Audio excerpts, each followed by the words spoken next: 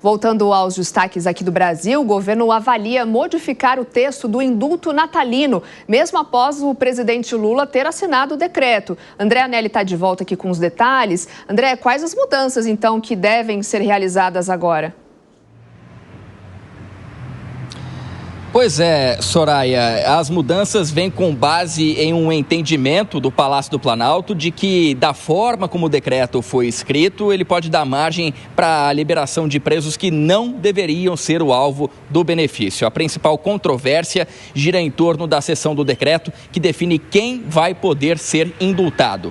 O texto estabelece que condenados por crimes praticados em modalidade culposa, independentemente da pena imposta, vão ter acesso ao benefício. Numa segunda análise, os auxiliares do presidente da República observaram que isso pode dar alguma margem para que qualquer presidiário que tenha cometido delitos dessa natureza seja solto, o que fugiria do objetivo do decreto. Essas informações são do jornal O Globo, que destaca ainda que o decreto do indulto natalino já foi assinado e deveria inclusive ter sido publicado já no Diário Oficial da União nessa segunda-feira, no dia de hoje. E, conforme nós aqui na Jovem Pan, a gente já vem antecipando desde a semana passada, o indulto desse ano trouxe inovações em relação ao concedido no ano passado. O texto inclui na lista de beneficiários, por exemplo, mulheres com gravidez de alto risco e portadores de HIV em estágio terminal, enquanto veda o acesso ao benefício aos condenados por abuso de autoridade e também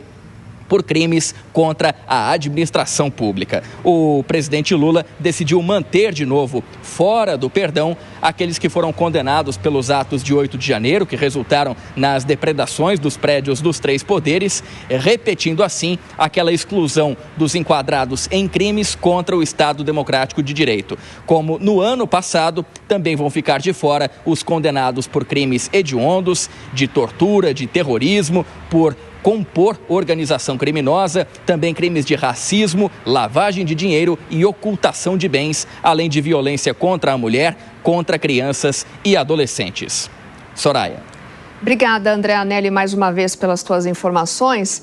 Gani, a começar a nossa análise aqui, faz sentido para você o indulto de Natal? E nesse caso, há indícios ou pode haver indícios de que esse indulto seja inconstitucional? Olha, não faz sentido. Eu vejo que o Brasil vive uma grande crise de impunidade, o que aumenta a criminalidade. Então a gente não tem que ficar falando em indulto, muito pelo contrário, a gente tem que falar em aumento do rigor da lei, né?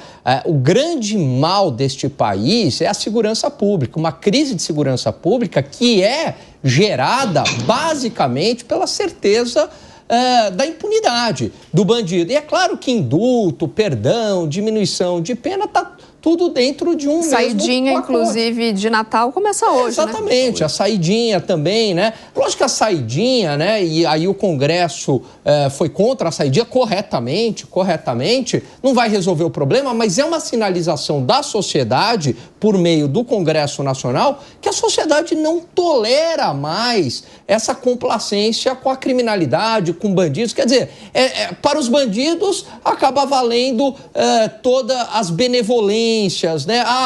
Tem um excesso de rigor, as leis são muito duras com os bandidos, né? E a sociedade civil, que perde familiares durante essa época, e o policial, né? Aí não se discute, aí é o uso excessivo da força policial, etc. Então, assim, os valores desse país estão de ponta cabeça e isso se reflete, evidentemente, no sistema judiciário. Kriegner. A saidinha é escandalosa, né? A gente ainda, em pleno 2024, com tudo que a gente está vendo aí no nosso país, da crise, como o Gani bem colocou, é escandaloso que a gente ainda venha ter a saidinha. As pessoas possam ir passar... A pessoa perdeu esse direito de passar tempo com a família a partir do momento que ele decidiu, então, cometer um crime contra a sociedade, né? E colocar em risco a vida de outras pessoas ou mesmo a propriedade de outras pessoas. Agora, um ponto que é importante trazer a respeito do indulto é que ele também contempla contempla mães e avós de crianças com menos de 12 anos.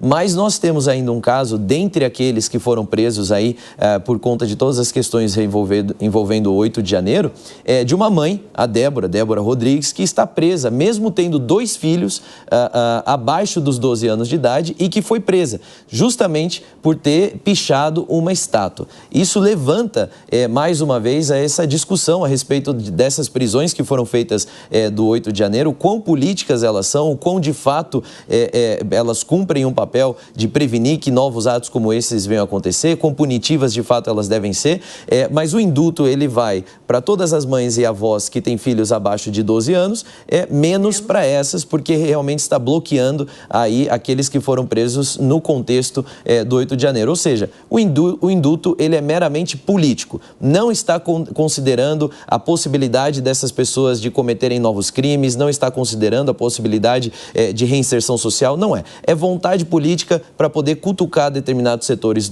da sociedade, outros adversários políticos também. E isso é lamentável. Vem um pouco também, Kriegner, nesse pensamento em direção à ideologia de quem assina o decreto, por exemplo, uma manobra, enfim. Com certeza, e também qual é a mensagem que ele quer passar para os seus adversários, né? Acho que esse que é a grande questão aí, quando a gente vê mais uma vez a questão do 8 de janeiro vindo à tona nessas conversas e outros setores também que não foram contemplados no indulto, mas seriam semelhantes aos que foram, a gente percebe que realmente existe um recado velado sendo comunicado por detrás.